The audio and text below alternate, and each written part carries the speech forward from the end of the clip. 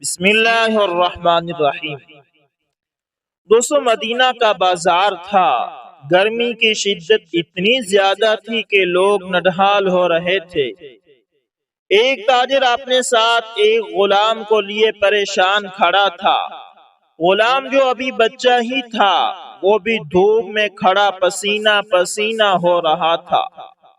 تاجر کا سارا مال اچھے داموں بک گیا تھا، بس یہ غلام ہی باقی تھا جسے خریدنے میں کوئی بھی دلچسپی نہیں دکھا رہا تھا۔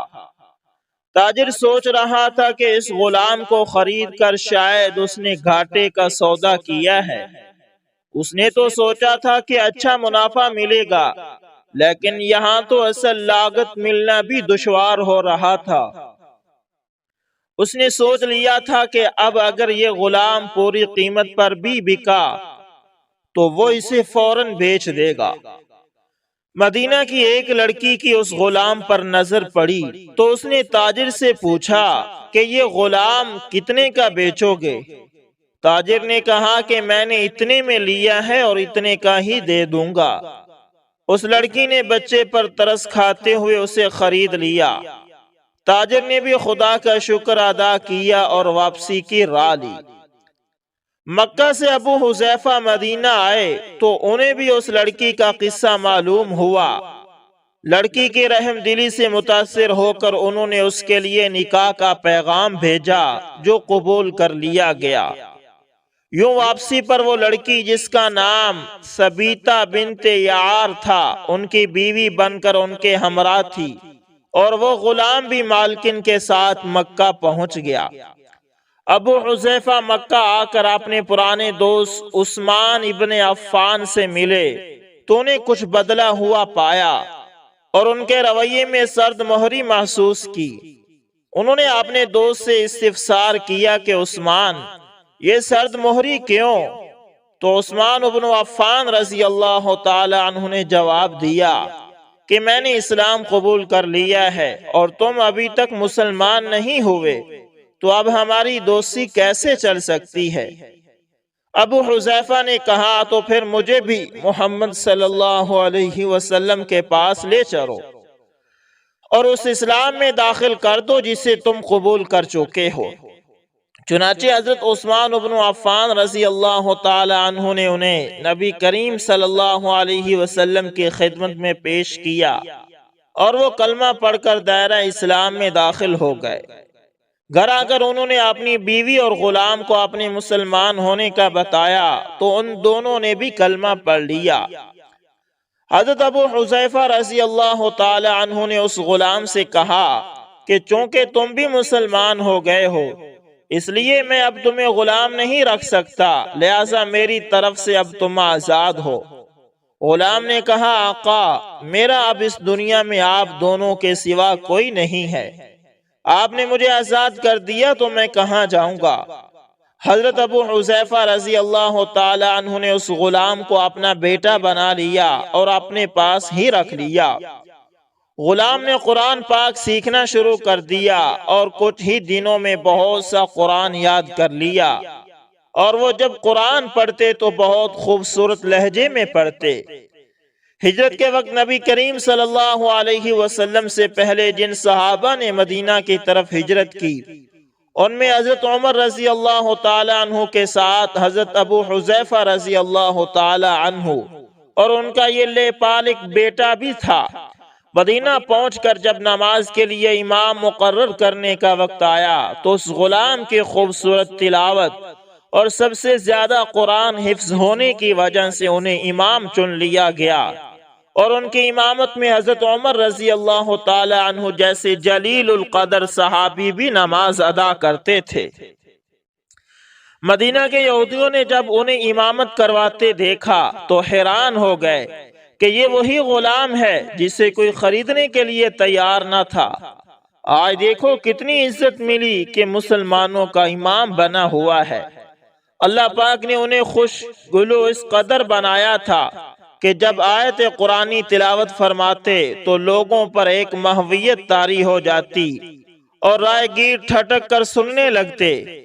ایک دفعہ ام المؤمنین حضرت عائشہ صدیقہ رضی اللہ تعالی عنہا کو رسول اللہ صلی اللہ علیہ وسلم کے پاس حاضر ہونے میں دیر ہوئی۔ آپ صلی اللہ علیہ وسلم نے توقف کی وجہ پوچھی تو بولی کہ ایک قاری تلاوت کر رہا تھا، اس کے سننے میں دیر ہو گئی، اور خوش الہانی کی اس قدر تعریف کی کہ آپ صلی اللہ علیہ وسلم خود چادر سنبھالے ہوئے بہر تشریف لے آئے۔ دیکھا تو وہ بیٹھے تلاوت کر رہے ہیں۔ آپ صلی اللہ علیہ وسلم نے خوش ہو کر فرمایا، اللہ پاک کا شکر ہے کہ اس نے تمہارے جیسے شخص کو میری امت میں بنایا۔ کیا آپ جانتے ہیں کہ یہ خوش قسمت صحابی کون تھے؟ ان کا نام حضرت سالم رضی اللہ تعالی عنہ تھا، جو سالم مولا ابو حذیفہ رضی اللہ تعالی عنہ کے نام سے مشہور تھے۔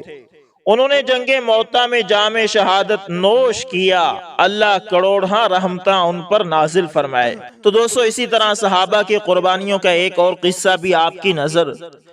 دوستو، مسلمانوں کو اور ان کے سردار فخر دو عالم صلی اللہ علیہ وسلم کو جب کفار سے تکلیفیں پہنچتی ہی رہیں اور آئے دن ان میں بجائے کمی کے اضافہ ہی ہوتا رہا، تو حضور صلی اللہ علیہ وسلم نے صحابہ رضوان اللہ علیہم اجمعین کو اس کی اجازت فرما دی کہ وہ یہاں سے کسی دوسری جگہ چلے جائیں۔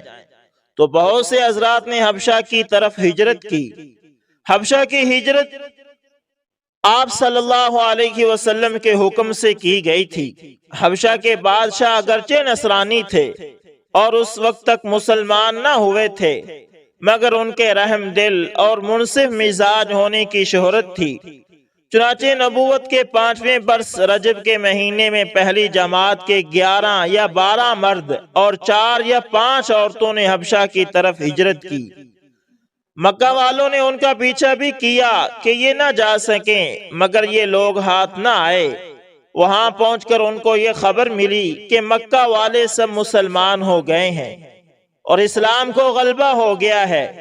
اس خبر سے یہ حضرات بہت خوش ہوئے اور اپنے وطن واپس آ گئے۔ لیکن مکہ مکرمہ کے قریب پہنچ کر معلوم ہوا کہ یہ خبر غلط تھی اور مکہ والے اسی طرح بلکہ اس سے بھی زیادہ دشمنی اور تکلیفیں پہنچانے میں مصروف ہیں۔ تو بڑی دقت ہوئی۔ ان میں سے بعض حضرات وہیں سے واپس ہو گئے اور بعض کسی کی پناہ لے کر مکہ مکرمہ میں داخل ہوئے۔ یہ حبشہ کی پہلی ہجرت کہلاتی ہے۔ اس کے بعد ایک بڑی جماعت نے، جو 83 مرد اور 18 عورتیں بتلائی جاتی ہیں، متفرق طور پر ہجرت کی، اور یہ حبشہ کی دوسری ہجرت کہلاتی ہے۔ بعض صحابہ رضوان اللہ علیہم اجمعین نے دونوں ہجرتیں کی اور بعض نے ایک۔ کفار نے جب یہ دیکھا کہ یہ لوگ حبشہ میں چین کی زندگی بسر کرنے لگے تو ان کو اور بھی غصہ آیا اور بہت سے تحفے تحائف دے کر نجاشی شاہ حبشہ کے پاس ایک وفد بھیجا، جو بادشاہ کے لیے بھی بہت سے تحفے تحائف لے کر گیا اور اس کے خواص اور پادریوں کے لیے بھی بہت سے ہدیے لے کر گیا۔ جا کر اول حکام اور پادریوں سے ملا اور ہدیے دے کر ان سے بادشاہ کے یہاں اپنی سفارش کا وعدہ لیا، اور پھر بادشاہ کی خدمت میں یہ وفد حاضر ہوا۔ اول بادشاہ کو سجدہ کیا اور پھر تحفے پیش کر کے اپنی درخواست پیش کی، اور رشوت خور حکام نے تائید کی۔ انہوں نے کہا کہ اے بادشاہ، ہماری قوم کے چند بے وقوف لڑکے اپنی قدیمی دین کو چھوڑ کر ایک نئے دین میں داخل ہو گئے، جس کو نہ ہم جانتے ہیں نہ آپ جانتے ہیں، اور آپ کے ملک میں آ کر رہنے لگے۔ ہم کو شرفائے مکہ نے اور ان لوگوں کے باپ، چاچا اور رشتہ داروں نے بھیجا ہے کہ ان کو واپس لائیں۔ آپ ان کو ہمارے سپرد کر دیجئے۔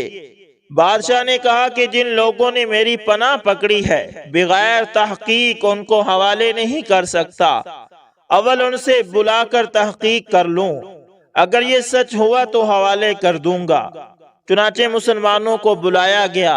مسلمان اول بہت پریشان ہوئے کہ کیا کریں، مگر اللہ کے فضل نے مدد کی اور ہمت سے یہ طے کیا کہ چلنا چاہیے اور صاف صاف بات کہہ دینی چاہیے۔ بادشاہ کے یہاں پہنچ کر سلام کیا۔ کسی نے اعتراض کیا کہ تم نے بادشاہ کو آداب شاہی کے موافق سجدہ نہیں کیا۔ ان لوگوں نے کہا ہم کو ہمارے نبی صلی اللہ علیہ وسلم نے اللہ کے سوا کسی کو سجدہ کرنے کی اجازت نہیں دی۔ اس کے بعد بادشاہ نے ان سے حالات دریافت کیے۔ حضرت جعفر رضی اللہ تعالیٰ عنہ آگے بڑھے اور فرمایا کہ ہم لوگ جہالت میں پڑے ہوئے تھے، نہ اللہ کو جانتے تھے نہ اس کے رسولوں سے واقف تھے، پتھروں کو پوجتے تھے، مردار کھاتے تھے، برے کام کرتے تھے، رشتے ناتوں کو توڑتے تھے، ہم میں قوی ضعیف کو ہلاک کر دیتا تھا۔ ہم اسی حال میں تھے کہ اللہ نے اپنا ایک رسول بھیجا جس کے نسب کو، اس کی سچائی کو، اس کی امانت داری کو، پرہیزگاری کو ہم خوب جانتے ہیں۔ اس نے ہم کو ایک اللہ وحدہ لا شریک کی عبادت کی طرف بلایا اور پتھروں اور بتوں کے پوجنے سے منع فرمایا۔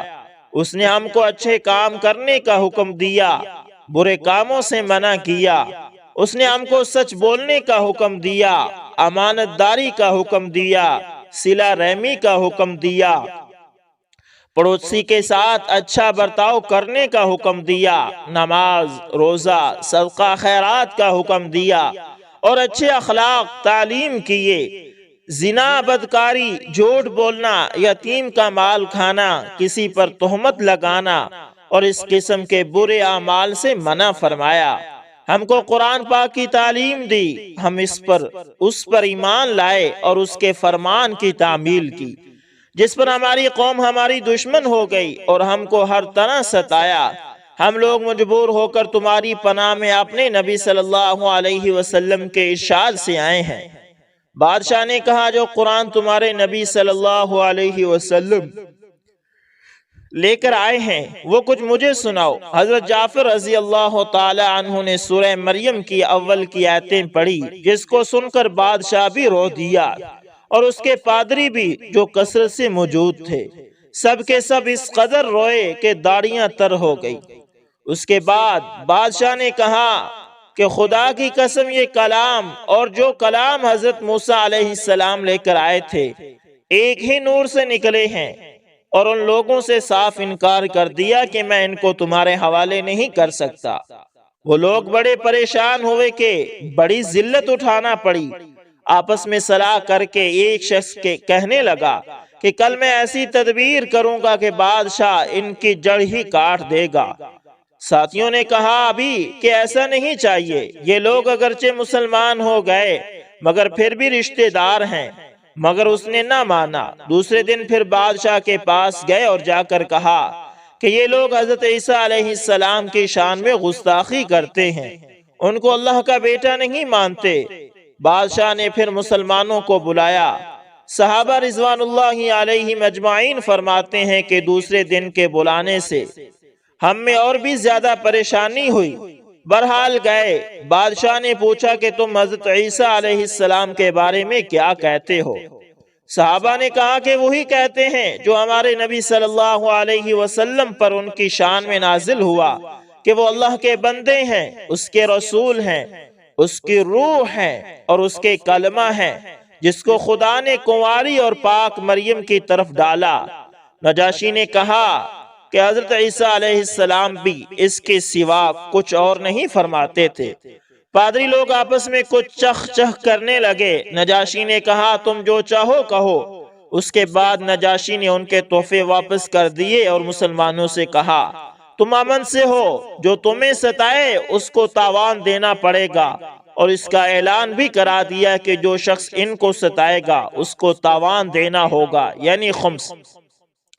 اس کی وجہ سے وہاں کے مسلمانوں کا اکرام اور بھی زیادہ ہونے لگا اور اس وفد کو ذلت سے واپس آنا پڑا۔ تو پھر کفار مکہ کا جتنا بھی غصہ جوش کرتا ظاہر ہے۔ اس کے ساتھ ہی حضرت عمر رضی اللہ تعالیٰ عنہ کے اسلام لانے نے بھی ان کو اور جلا کر رکھ دیا تھا، اور ہر وقت اسی فکر میں رہتے تھے کہ لوگوں کا ان سے ملنا جلنا بند ہو جائے اور اسلام کا چراغ کسی طرح بجھے۔ اس لیے سرداران مکہ کی ایک بڑی جماعت نے آپس میں مشورہ کیا کہ اب کھلم کھلا محمد صلی اللہ علیہ وسلم کو قتل کر دیا جائے۔ لیکن قتل کر دینا بھی آسان کام نہ تھا، اس لیے کہ بنو ہاشم بھی بڑے جتھے اور اونچے طبقے کے لوگ شمار ہوتے تھے۔ وہ اگرچہ اکثر مسلمان شمار ہوتے تھے، لیکن جو مسلمان نہیں ہوئے تھے وہ بھی حضور صلی اللہ علیہ وسلم کو قتل کر دیا جانا پر آمادہ نہیں تھے۔ اس لیے ان سب کفار نے مل کر ایک معاہدہ کیا کہ سارے بنو ہاشم اور بنو عبد المطلب کا بائیکاٹ کیا جاوے، نہ ان کو کوئی شخص اپنے پاس بیٹھنے دے، نہ ان سے ہوئی خرید و فروخت کرے، نہ بات چیت کرے، نہ ان کے گھر جائے، نہ ان کے گھر آئے، نہ ان کو اپنے گھر میں آنے دے، اور اس وقت تک صلح نہ کی جائے جب تک کہ وہ حضور صلی اللہ علیہ وسلم کو قتل کے لیے حوالے نہ کریں۔ یہ معاہدہ زبانی ہی گفتگو پر ختم نہیں ہوا، بلکہ یکم محرم 7 نبوی کو ایک معاہدہ تحریری لکھ کر بیت اللہ میں لٹکایا گیا تاکہ اس کا احترام کریں اور اس کو پورا کرنے کی کوشش کریں۔ اور اس معاہدے کی وجہ سے 3 برس تک یہ سب حضرات 2 پہاڑوں کے درمیان ایک گھاٹی میں نظر بند رہے کہ نہ کوئی ان سے مل سکتا تھا، نہ یہ کسی سے مل سکتے تھے، نہ مکہ کے کسی آدمی سے کوئی چیز خرید سکتے تھے، نہ بحر آنے والے کسی تاجر سے مل سکتے تھے۔ اگر کوئی شخص بحر نکلتا تو پیٹا جاتا اور کسی ضرورت کا اظہار کرتا تو صاف جواب پاتا۔ معمولی سا سامان غلہ وغیرہ جو ان لوگوں کے پاس تھا وہ کہاں تک کام دیتا؟ آخر فاقوں پر فاقے گزرنے لگے اور عورتوں اور بچے بھوک سے بے تاب ہو کر روتے اور چلاتے، اور ان کے اعزاء کو اپنی بھوک اور تکالیف سے زیادہ ان بچوں کی تکالیف ستاتی۔ آخر 3 برس کے بعد اللہ کے فضل سے وہ صحیفہ دیمک کی نظر ہوا اور ان حضرات کی یہ مصیبت دور ہوئی۔ 3 برس والا زمانہ ایسا سخت بائیکاٹ اور نظر بندی میں گزرا تھا، اور ایسی حالت میں ان حضرات پر گزرا تھا کہ اس کی مشقتیں اور تکلیفیں کبھی بھی بھلائی نہیں جا سکتی۔ لیکن اس کے باوجود صحابہ کرام رضوان اللہ علیہم اجمعین نہایت ثابت قدمی کے ساتھ اپنے دین پر جمے رہے، بلکہ اس کی اشاعت بھی فرماتے رہے۔ فائدہ دوستو، یہ تکالیف اور مشقتیں ان لوگوں نے اٹھائی ہیں جن کے آج ہم نام لیوا کہلاتے ہیں، اور اپنے آپ کو ان کا متبع بتلاتے ہیں اور سمجھتے ہیں کہ ہم لوگ ترقی کے باب میں صحابہ کرام رضوان اللہ علیہم اجمعین جیسی ترقیوں کو خواب دیکھتے ہیں۔ لیکن کسی وقت ذرا غور کر کے یہ بھی سوچنا چاہیے کہ ان حضرات نے قربانیاں کتنی فرمائی، اور ہم نے دین کی خاطر، اسلام کی خاطر، مذہب کی خاطر کیا کیا۔ کامیابی ہمیشہ کوشش اور سعی کے مناسب ہوتی ہے۔ ہم لوگ چاہتے ہیں کہ عیش و آرام، بددینی اور دنیا طلبی میں کافروں کے دوش بدوش چلیں اور اسلامی ترقی ہمارے ساتھ ہو۔ یہ کیسے ہو سکتا ہے؟ تو دوستو، یہ تھی آج کی ویڈیو، جس کے اندر صحابہ کرام رضوان اللہ علیہم اجمعین کے واقعات اور آپ صلی اللہ علیہ وسلم نے جو اس دین کی خاطر تکلیفیں برداشت کی وہ شیئر کی گئی۔ دوستو، امید کرتا ہوں آپ لوگوں کو ویڈیو اچھی لگی ہوگی۔ پسند آئے تو لائک شیئر کمنٹ لازمی کریں، اور اگر آپ ہمارے چینل AS انفارمیشن TV پر نئے تو اس کو لازمی سبسکرائب کریں، اور ساتھ میں بیل کے نشان کو دبانا نہ بھولیے گا دوستو، تاکہ ہر نئی ویڈیو کا نوٹیفیکیشن آپ تک پہنچتا رہے۔ ملتے ہیں کسی نیکسٹ اچھی سی ویڈیو کے اندر، تب تک کے لیے اللہ حافظ۔